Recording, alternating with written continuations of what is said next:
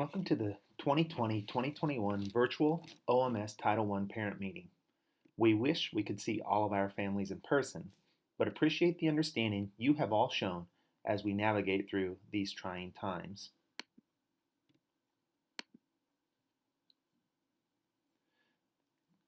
This slideshow is going to answer a number of questions that we feel are important for our families to know and understand, including what is a Title I school? How does our school participate in the Title I program? What are the benefits of Title I funding? How is Title I parent and family engagement money spent? What are our school's Title I school-wide requirements? What are the district and school goals?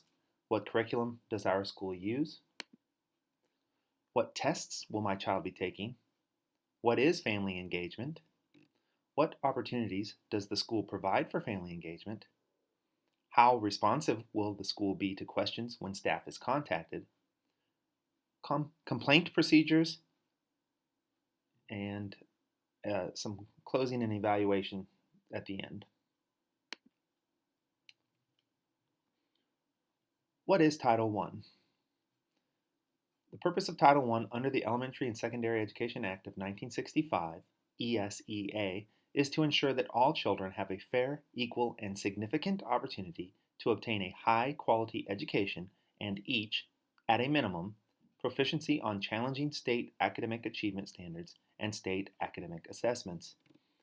In layman's terms, Title I is designed to level the playing field for students who may be at a disadvantage socioeconomically to their peers. The ESSA replaced the No Child Left Behind Act and modified but did not eliminate provisions relating to the periodic standardized tests given to students.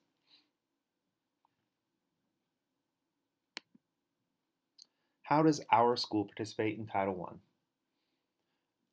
We have an instructional support specialist who provides support to teachers, especially in the area of reading instruction and interventions in the classroom. We provide professional development for teachers and staff via our instructional support specialist position. We use Title I funds to conduct parent activities and workshops focusing on content academic areas. Although this year, those may look a little different as they may end up having to be virtual offerings. And we collaborate with the OMS Family Partnership to build capacity for parents to partner with us to ensure student success. What are the benefits of Title I funding? First of all, at School of the Osage, Heritage Elementary, the upper elementary, and the middle school are all Title I school-wide programs. In a school-wide school, all students benefit from Title I resources. Some of you parents who are around my age might remember Title I was a complete pull-out program that targeted specific individual students. As a school-wide program, every one of our students can receive Title I benefits. We use Title I funding for the development and revision to our district and school improvement plans. We use those funds for developing the annual family engagement policy plan, and we use it to develop and revise our annual school parent compact.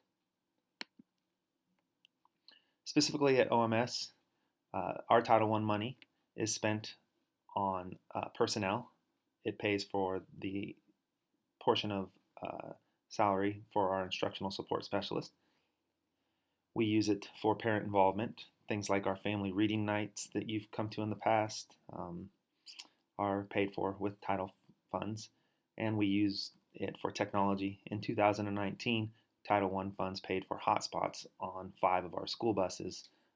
Some of you may have benefited from that during the closure as we sent those buses out to remote locations where students could access Wi-Fi while being near those buses. What are our school Title I school-wide requirements? All teachers must be highly qualified, and all of ours are. Proven evidence-based instructional strategies must be utilized in the classrooms. And again, through professional development, we make sure that our teachers are using evidence-based instructional strategies. Our goals for this year um, look very similar to what they have been in the last couple of years. Our first goal is a reading goal, and it is that all students will grow one full academic year in reading as measured by the iReady reading assessment. This is regardless of present level. If they're reading below grade level, we want them to grow at least 1 year. If they're reading on grade level, we want them to grow a year. And if they're reading above grade level, we still have a goal of them making 1 year's growth. Another goal is 90% of students will attend school 90% of the time. We know that this is going to look a little different this year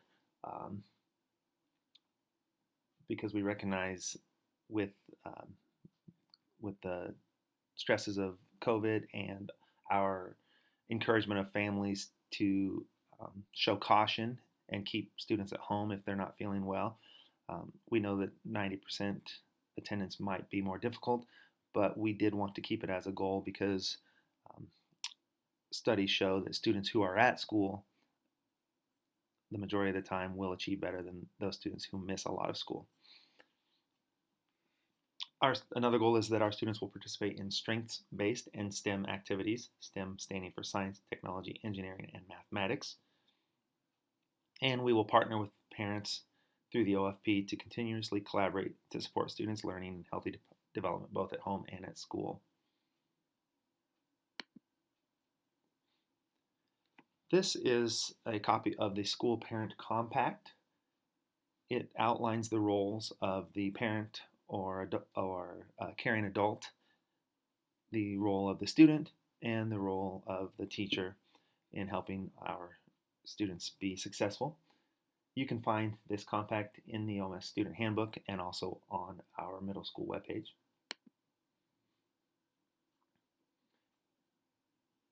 Some of the instructional programs and curriculum that we use specifically for title and for measuring our progress. We use iReady both in reading and math, grades 6 through 8. iReady is an individualized computer-assisted program that will first diagnose a student's current level and then assign lessons appropriate to that level to help the student grow. iReady recommends a minimum of 45 minutes per week in each subject, completing lessons, and that will enable them to make that year's growth.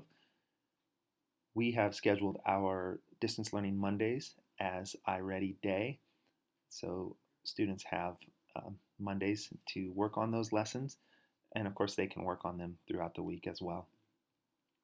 Our 6th grade also uses Accelerated Reader.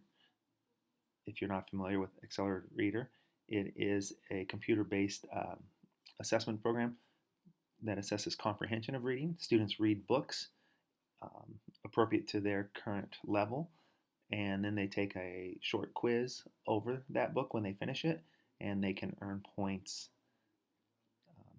Each student has a goal for each quarter of how many points they will earn, and this is how our 6th grade encourages reading. And Go Math is our math curriculum that is used in grades 6 through 8. What tests will your child be taking? As already mentioned, we will use the iReady diagnostic assessments in both reading and math. They will also take growth monitoring assessments throughout the year, which just kind of our progress report to show how a student is doing. Every classroom has formative and summative assessments.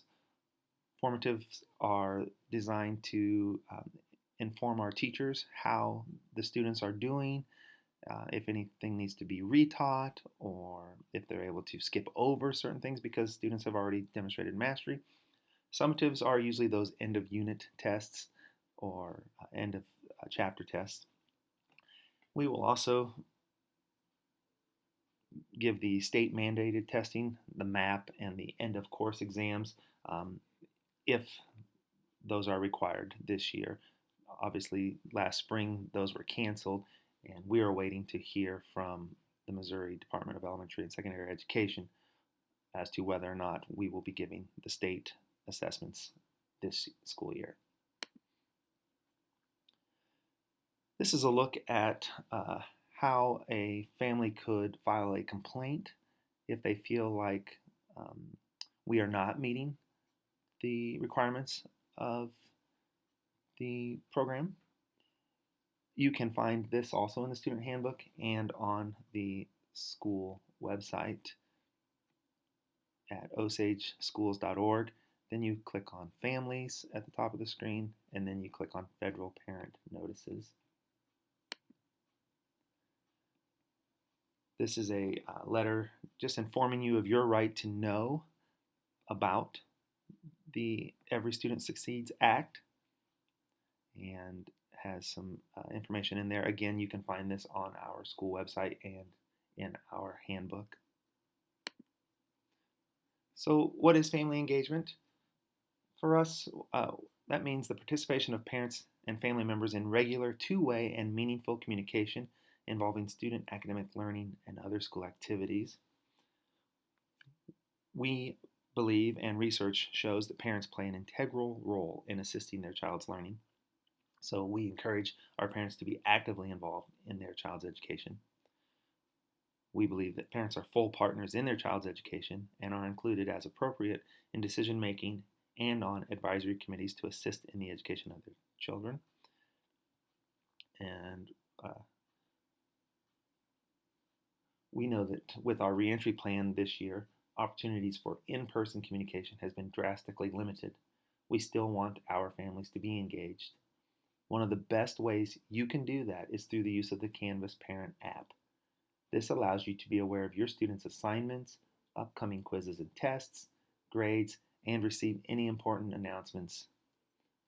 We believe the more informed you are as parents, the better you are able to assist your student with their learning. If you have any questions on how to get set up with that Canvas Parent app, please don't hesitate to call the school.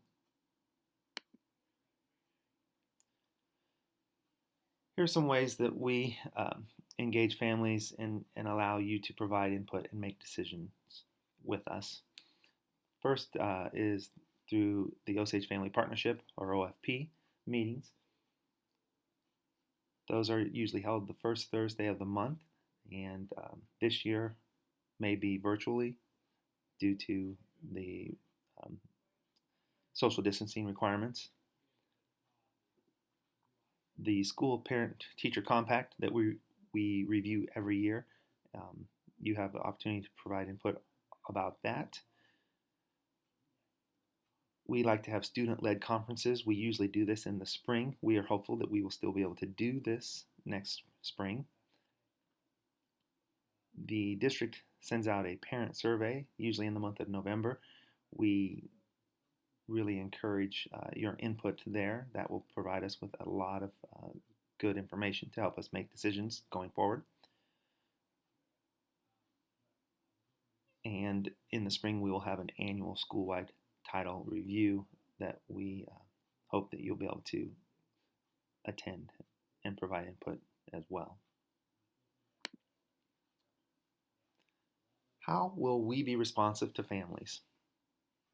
There are several ways to stay in touch.